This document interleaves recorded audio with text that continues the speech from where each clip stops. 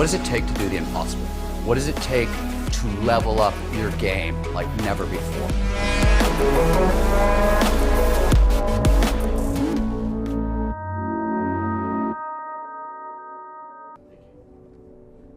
Hey there, Rian Doris here with the Flow Research Collective, and welcome to today's module, the Art of Burnout Proofing. So some good stuff in store for you today. We're going to cover lots of really important topics. We're going to talk about what burnout actually is, what happens to your brain on burnout, and then how to burnout proof yourself at a psychological and a physiological level. Now, the first key point I want to make is that if you've ever heard the phrase, "you're not a candle, you can't burn out," that's wrong. That is not true. Burnout is now a recognized, legitimate medical disorder by much of mainstream medicine, and it's even been given its own ICD-10 code in the International Classification of Diseases. So burnout is definitely legit, and it's defined as a prolonged response to chronic emotional and interpersonal stressors on the job, and is defined by 3 dimensions of exhaustion: overwhelming exhaustion, cynicism, and then inefficacy, a reduced sense of self-efficacy, a sense of ineffectiveness, and lack of accomplishment. And burnout tends to occur after we kind of peak or over-peak our level of work and productivity, and then we start dipping down into an unproductive zone. Our output starts to drop. What we're actually accomplishing or achieving or actually getting done just dips and dips and dips and dips and dips down further and further when we start to hit burnout. We work and work and work, and then diminishing returns set in, and another hour worked or 2 hours worked or day worked does not yield more output. We're spinning our wheels because we're burnt out. So how does burnout tend to feel? Well, it's distinguished specifically by feelings of profound emotional exhaustion, negativity directed at clients, colleagues, or other stakeholders, and a crisis in feelings of professional competence, which goes back to that self-efficacy piece that we mentioned.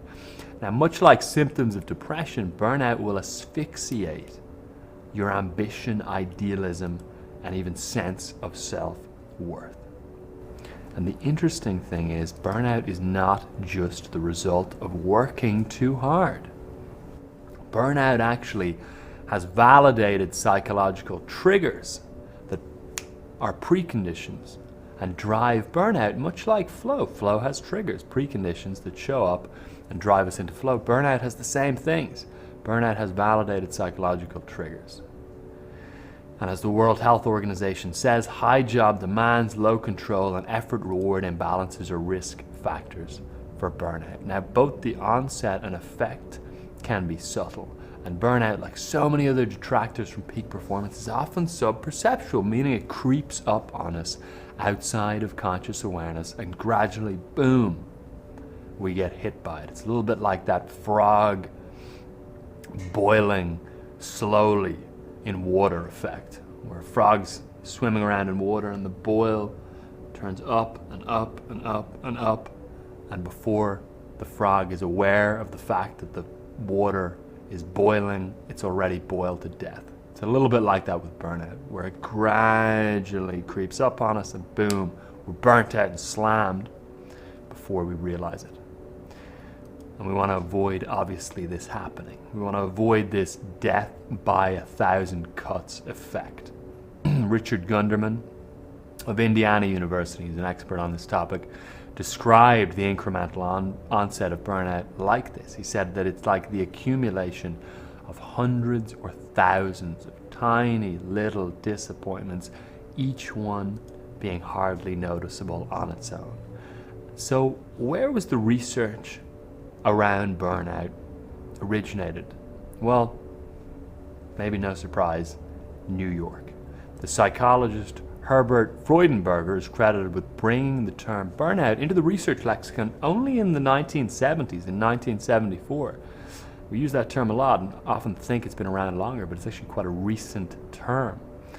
And he defined it as the loss of motivation, growing sense of emotional depletion, and cynicism that he observed, interestingly, in volunteers when working at a free clinic in New York City.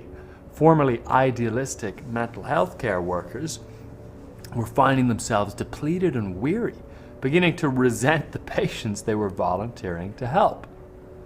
And then APS fellow Christina Maslach, professor emerita at the University of California, Berkeley, and one of the foremost researchers on burnout, began studying this emerging phenomenon in the 1970s through a series of extensive interviews with employees in service organizations. And we can refer to her in the same way that we refer to Mihai Csikszentmihalyi as the godfather of flow. Christina Maslach is the godfather of burnout. So what's happening during burnout? What's happening in the brain during burnout? Well, burnout alters your neural circuitry, forcing you into a downward spiral. Research from an integrative team of psychological scientists at the Karolinska Institute in Sweden, which has also done a lot of great research on flow, provides striking evidence that workplace burnout can alter neural circuits, ultimately causing a vicious cycle of neurological dysfunction. So obviously, we do not want to get into that vicious cycle of neurological dysfunction. And specifically, the research that was done at the Karolinska Institute involved a group of 40 subjects with formerly diagnosed burnout symptoms from the Stress Research Institute at Stockholm University, Sweden. And all of the participants attributed their symptoms to stressful working conditions entailing more than 60 to 70 hours of work per week, continuously for several years. The researchers also recruited socioeconomically matched control groups made up of 70 healthy volunteers with no history of chronic stress or other illnesses.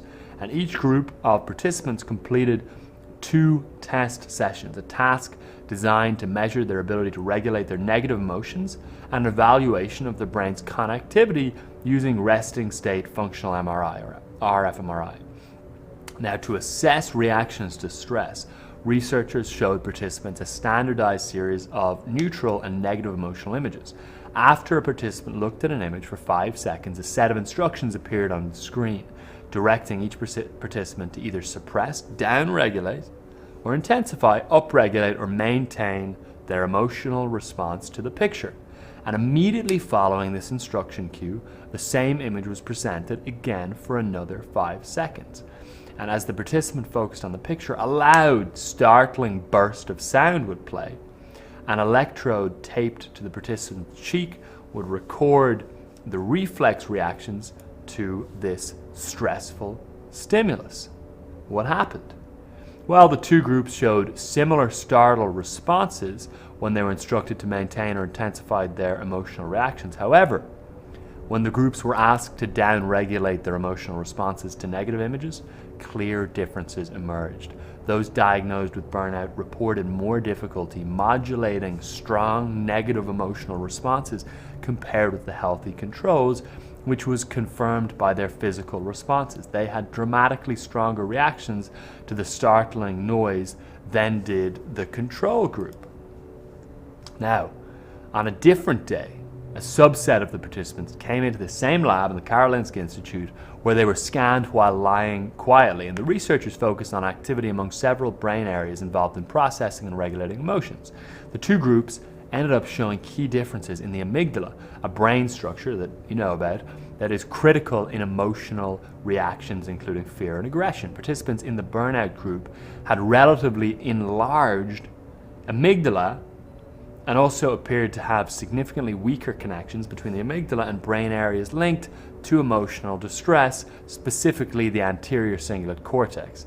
So the more stressed an individual reported feeling, the weaker the connectivity between these brain regions appeared on the RfMRI. And compared with the control group, the burnt out, overworked group also showed weaker correlations between activity in the amygdala and the medial prefrontal cortex, which is a structure involved in executive function, in regulating our decision and actions and what we're trying to do. And so these weaker connections between these 2 brain structures help explain why participants in the burnout group had more difficulty controlling their negative emotions.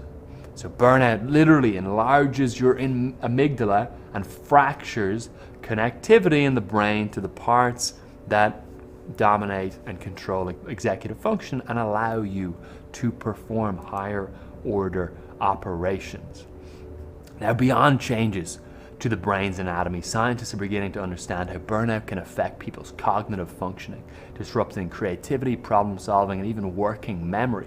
And to get a better understanding of the cognitive costs of burnout, a team of Greek psychological scientists led by Pavlos Delagrakos at the Aristotle University in Greece conducted a comprehensive review of the burnout literature. They reported that specifically executive, attentional, and memory systems appear to suffer in association with burnout, and cognitive functioning is impaired in burned out individuals.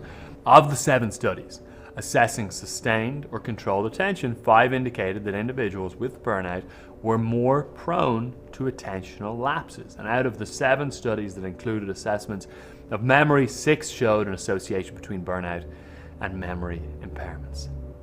And so as a result of damaging your brain, resulting in swelling in the amygdala and fractured connectivity, burnout makes you a little dumb. Unfortunately, it damages cognition and causes cognitive impairment, but the good news is that science says it's reversible with recovery.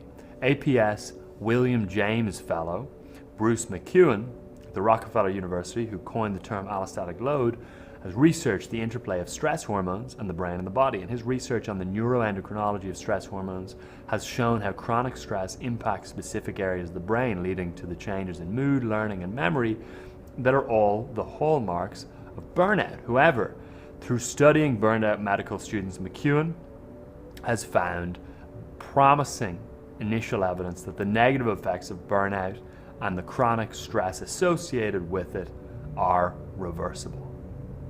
But let's play it safe and let's try and avoid getting burnt out in the first place. And if you are experiencing burnout right now, you've got hope, because we're going to be able to reverse the burnout with what you're going to learn over the coming few minutes. So almost everything you're going to be learning throughout this training, and especially here, reduces your risk of burnout. But we're going to be going right to the heart of the matter now and looking at exactly what it is and how it happens. So bear that in mind. And we're going to be also taking both a top-down, psychology first, and a bottom-up, physiology first approach to tackling burnout and achieving a state that we like to call burnout immunity, where no matter how hard you need to charge, when you've got these things locked in and in place, it's pretty much impossible to burn out. So let's talk about it. Burnout proofing your psychology.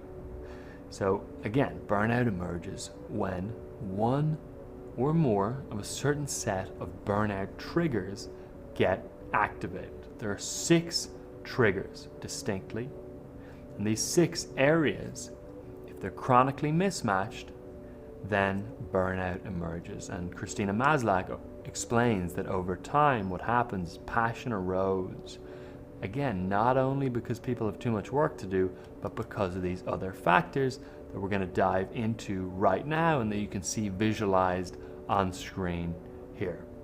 So these are Maslach's 6 burnout triggers. We're going to break down each one. First off, we've got lack of control. Second, we've got a values conflict. Third, we've got insufficient reward.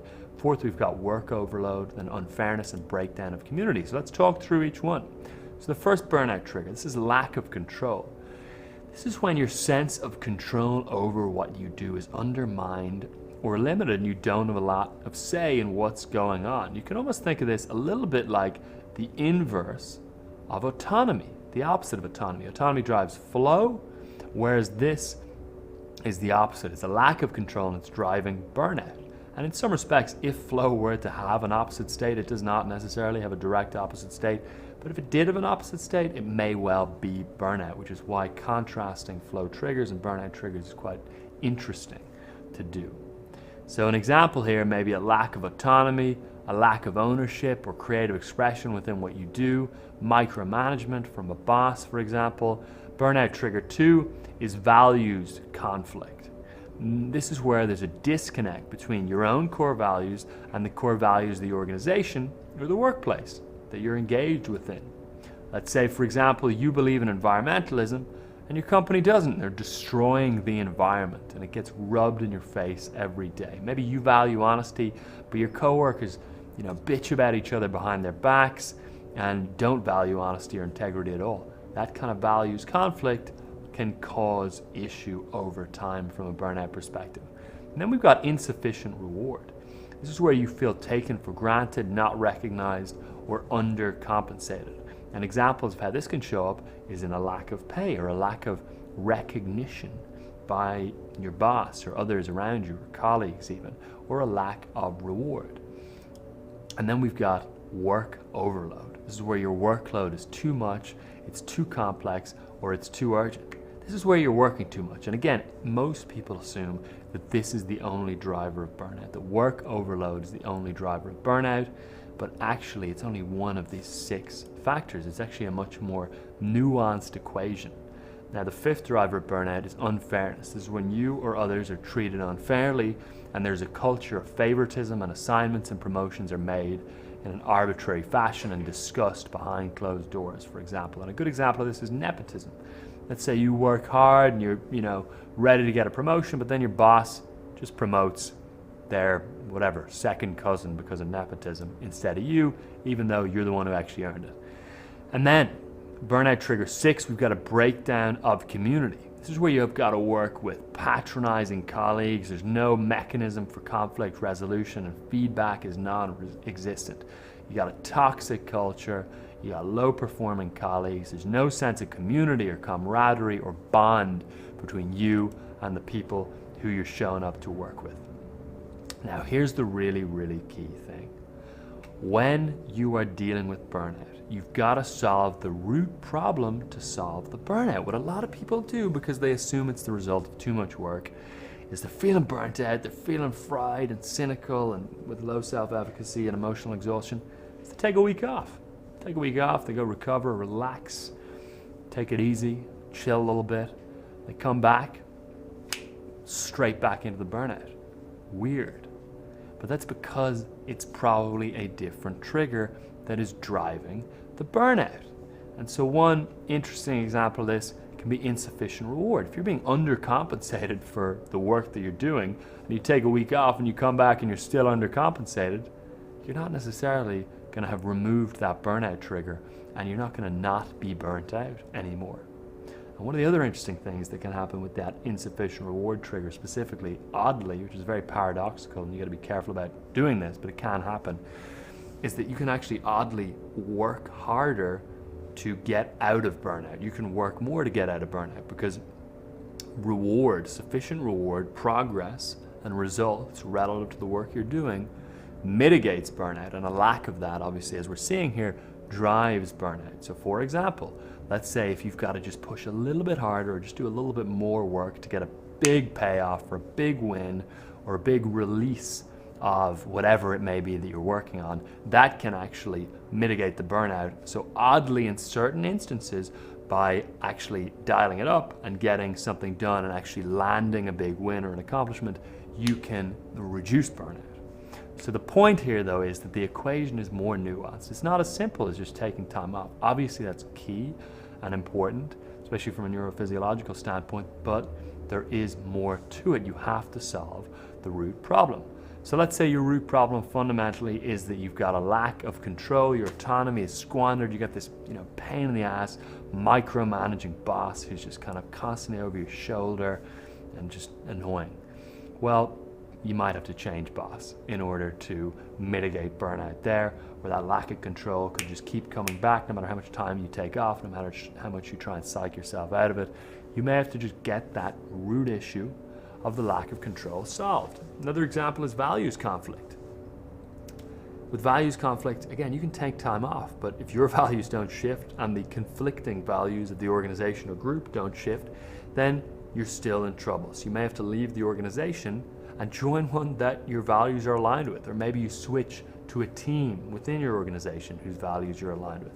Or maybe if you're an entrepreneur and you hire people and you don't align with their values, so you've built a team and you don't even align with the values of the team you've actually built, maybe you got to swap out that team and mix it up. with insufficient reward. If you're not being compensated properly, maybe you got to negotiate a pay raise or decrease the amount of hours or resources you're putting into your work in order to reduce the burnout. With work overload, you get to take some time off. If it truly is work overload and you're sure that that is the root problem, then we want to take time off. We don't want to default to that. And that's not because taking time off is bad.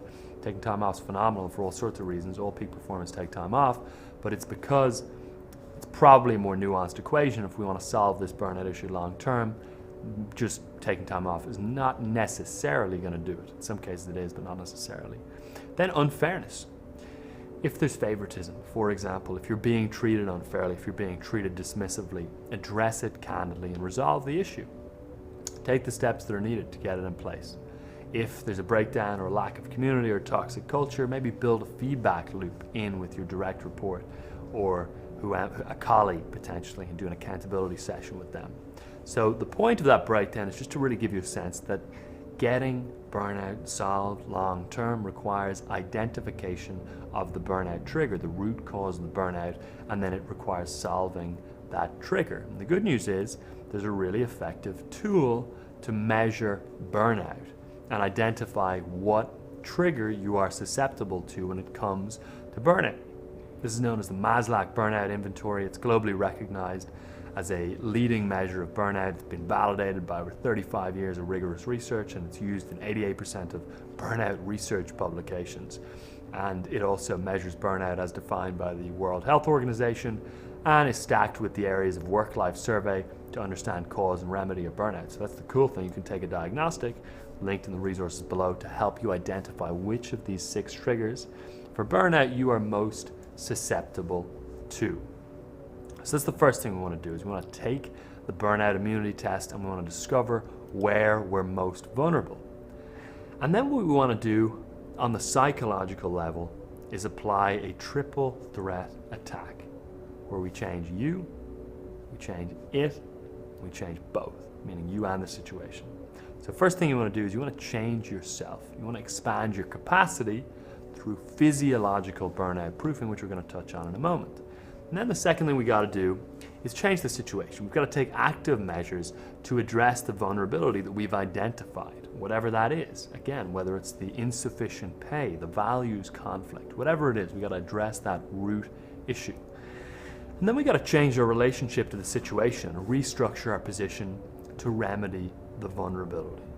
Because ideally, we don't want to get too hung up on the burnout if possible, or on the source of the burnout.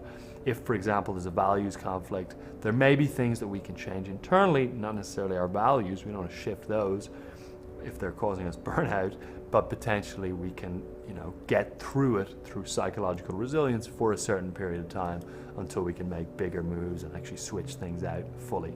Now, what physiological burnout proofing does is it makes you less susceptible to the 6 psychological triggers of burnout. When you deploy physiological burnout proofing, you get buffer against these psychological triggers so that you're better able to tolerate them and you're less derailed by the psychological causes of burnout whilst they're occurring.